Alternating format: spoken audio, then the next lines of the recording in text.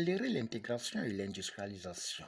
selon la vision de la ZLECAf, vitrine de la redynamisation du marché continental aux 50 pays signataires sur les 55 membres de l'Union africaine, convergent les forces et l'unité pour renforcer l'économie africaine, a fait l'actualité devant la presse locale et internationale suite à la rencontre avec le numéro 1 du Gabon et 3 membres du gouvernement,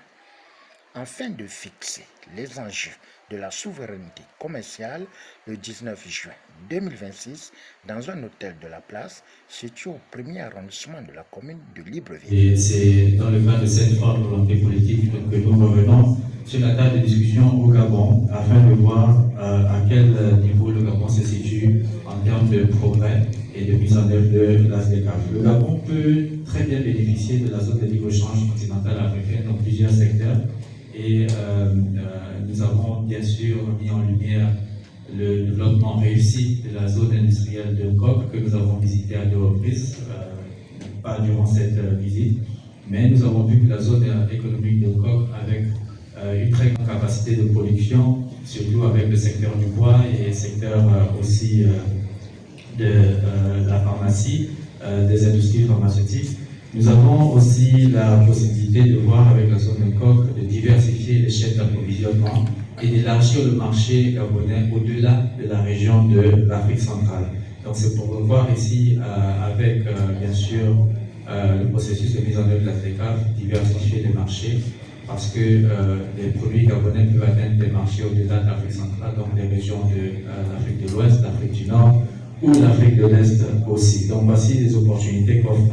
la ZLECAf. Il y a aussi la possibilité d'introduire des instruments numériques pour accélérer l'industrialisation et l'intégration. Et pour cela, nous avons le projet du poste frontalier unique de Kiossi entre le Gabon, le Cameroun et la Guinée équatoriale.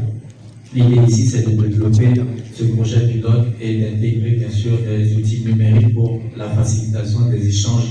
et pour augmenter la transaction commerciale au niveau de ce poste frontalier. C'est dans ce cadre que nous avons aussi eu un dialogue assez fructueux avec le secteur privé et le secteur privé gabonais peut tirer pleinement parti d'un marché qu'offre la ZLECAf de 1,4 milliard de consommateurs et c'est une possibilité aussi pour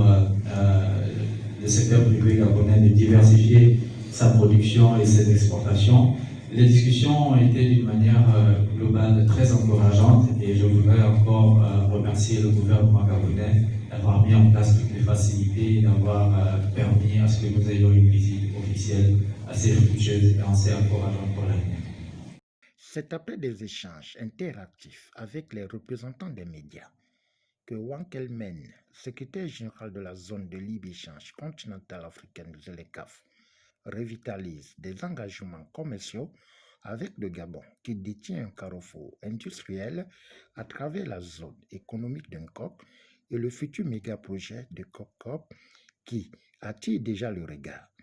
Au finish, cette rencontre avec la presse est rentrée en gare dans une ambiance bon enfant.